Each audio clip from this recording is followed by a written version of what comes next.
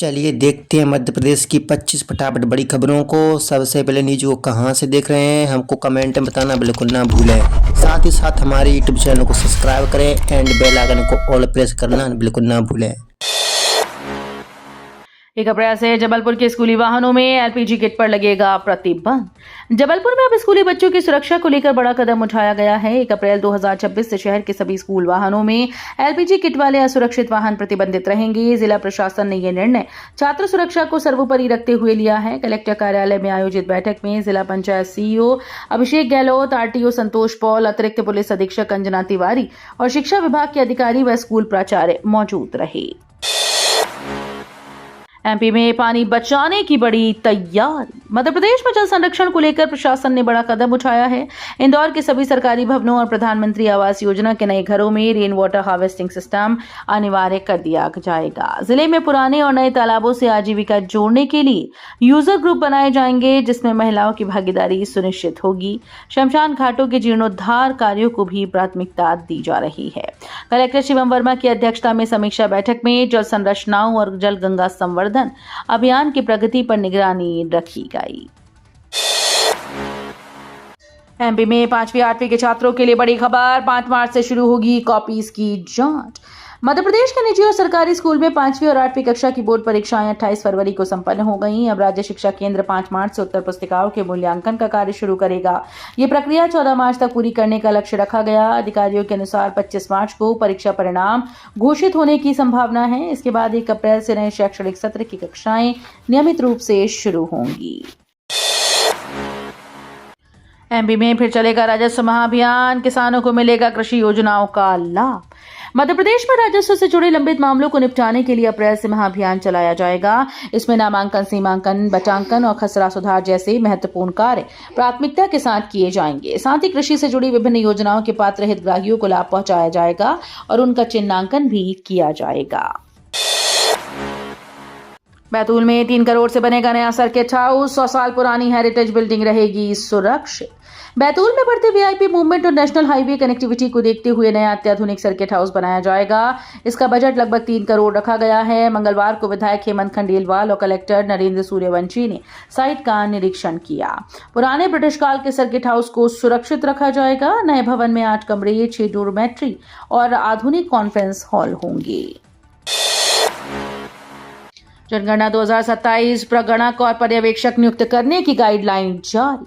1 मई से होने वाले मकानों की गणना और 2027 की जनगणना के लिए राज्य शासन ने प्रगणक और पर्यवेक्षक नियुक्ति की गाइडलाइन जारी कर दी है। शिक्षक, क्लर्क और अन्य कर्मचारियों को प्रगणक बनाया जाएगा, जबकि पर्यवेक्षक वही होगा जो प्रगणक से वरिष्ठ होगा। गृह विभाग के आदेश के अनुसार कलेक्टर इन नियुक्तियों के लिए जिम्मेदार होंगे। सभी अधिकारी अपने अपने क्षेत्र में निर्धारित प्रावधानों के अनुसार जनगणना कार्य संपन्न करेंगे। भोपाल में होली पर सख्ती। 3000 जवान तैनात। हर चौराहे पर 108 एम्बुलेंस अलर्ट। रंगों के त्योहार होली पर राजधानी भोपाल में सुरक्षा के कड़े इंतजाम किए गए हैं। प्रशासन ने कानून व्यवस्था बनाए रखने के लिए 3000 पुलिस जवानों की तैनाती की है। हर थाना क्षेत्र, प्रमुख चौराहों और भीड़भाड़ वाले इलाकों में 108 एम्बुलेंस अलर्ट मोड पर रहेगी। सीएमएचओ ने सभी अस्पतालों को इमरजेंसी सेवाएं तैयार रखने के निर्देश दिए। नशे में वाहन चलाने, हुड़दंग और शांति भंग करने वालों पर सख्त कार्रवाई की जाएगी।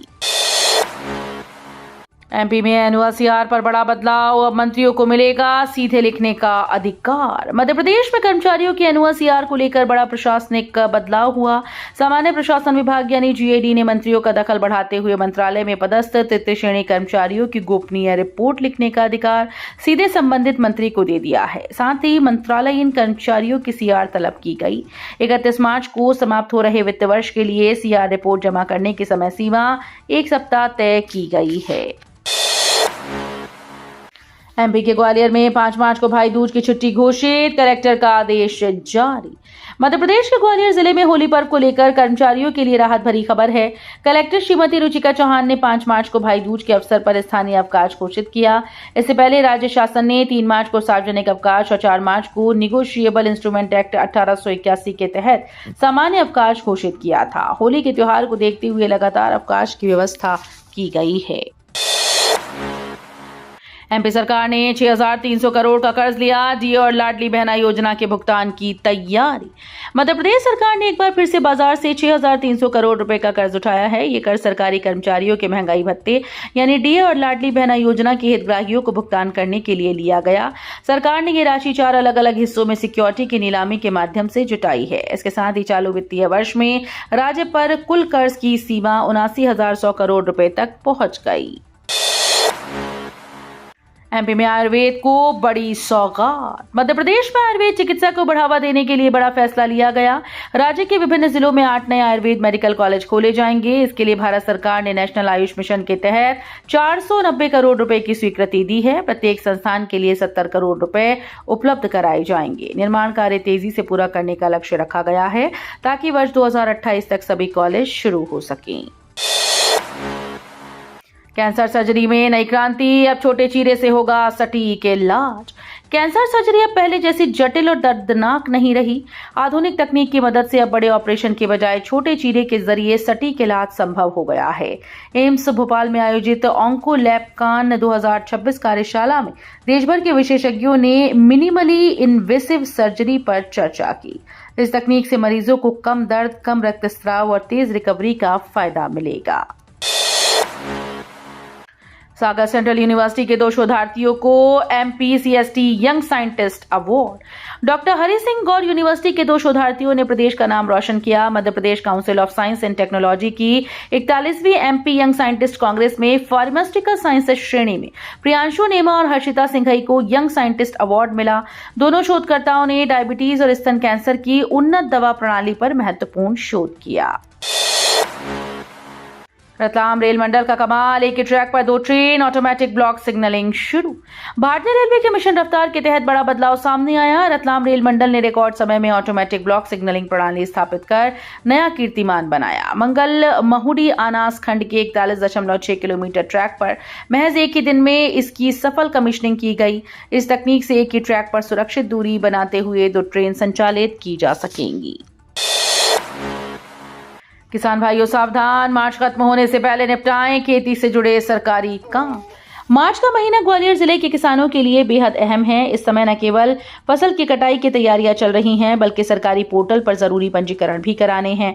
कृषि विशेषज्ञों का कहना है कि अगर किसान इस महीने में थोड़ी भी लापरवाही करते हैं तो उन्हें अनुदान और समर्थन मूल्य के लाभ से हाथ धोना पड़ सकता है। इसलिए सभी किसानों से आग्रह है कि वे फसल और आर्थिक सुरक्षा से जुड़े सरकारी काम समय रहते पूरा करें।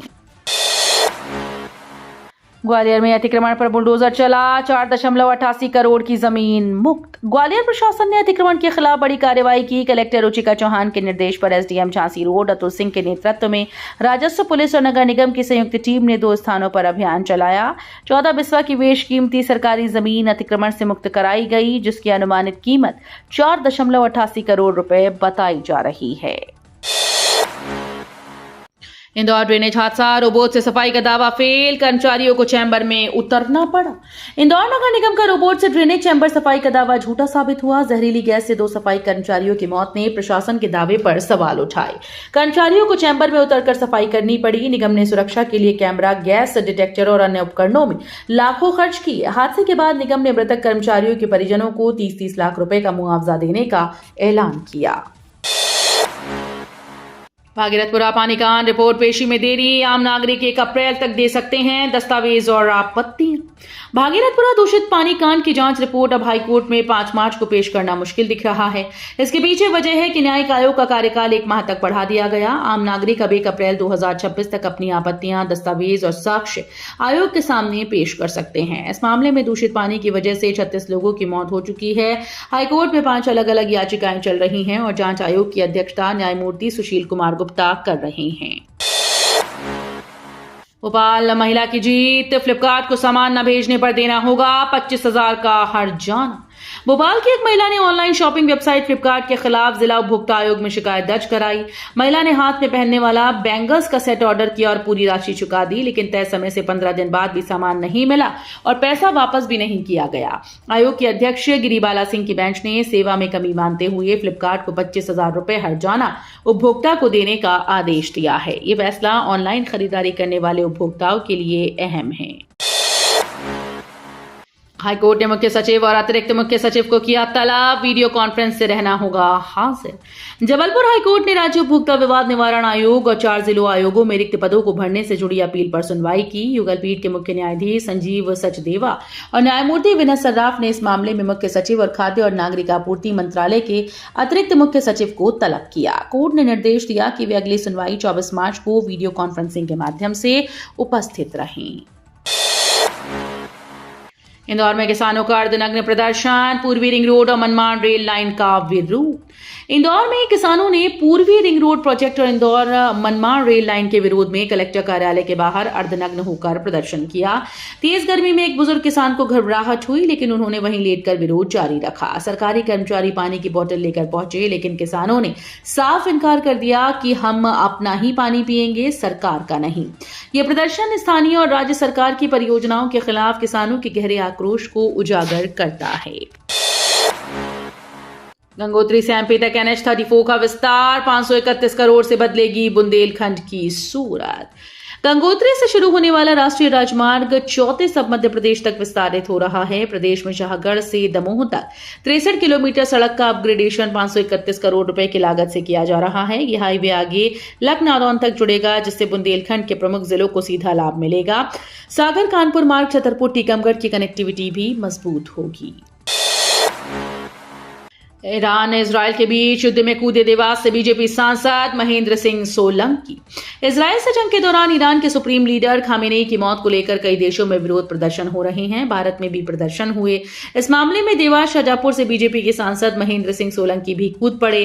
बीजेपी सांसद महेंद्र सिंह सोलंकी ने खामेनेई की मौत पर सोशल मीडिया पर लिखा कि रमजान में अल्लाह का नाम लीजिए, खामेनेई तो गए 72 हूरों के पास। इजराइल के हमले में मारे गए ईरान के सुप्रीम लीडर को लेकर सोशल मीडिया पर मचे बवाल का जिक्र करते हुए बीजेपी सांसद महेंद्र सिंह सोलंकी ने लिखा, रमजान के पवित्र महीने में अल्लाह के बंदों को अल्लाह का नाम लेना चाहिए और हुजूर पाक को याद करना चाहिए। मध्य प्रदेश के छोटे जिलों में सांस लेना दूभर, बड़े शहरों में सुधार। जानिए आपके शहर का AQI। आमतौर पर माना जाता है कि छोटे शहरों की आबो हवा ज्यादा शुद्ध होती है, लेकिन मध्य प्रदेश के 1 दर्जन छोटे जिलों में हवा की गुणवत्ता में गिरावट दर्ज की गई। इसमें हरदा, अशोकनगर, बालाघाट, बैतूल जैसे जिले शामिल हैं। ये स्थिति पर्यावरण विभाग द्वारा तैयार किए गए औसत वायु गुणवत्ता सूचकांक के पिछले 5 सालों के आंकड़ों से सामने आई है।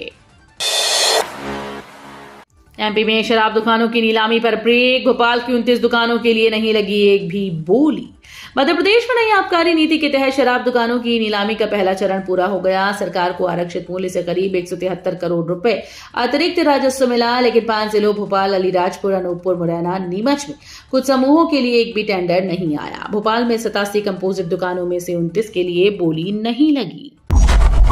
वीडियो अच्छी लगी तो वीडियो करिए लाइक एंड चैनल को सब्सक्राइब कर बेल आइकन को और प्रेस कर लीजिएगा।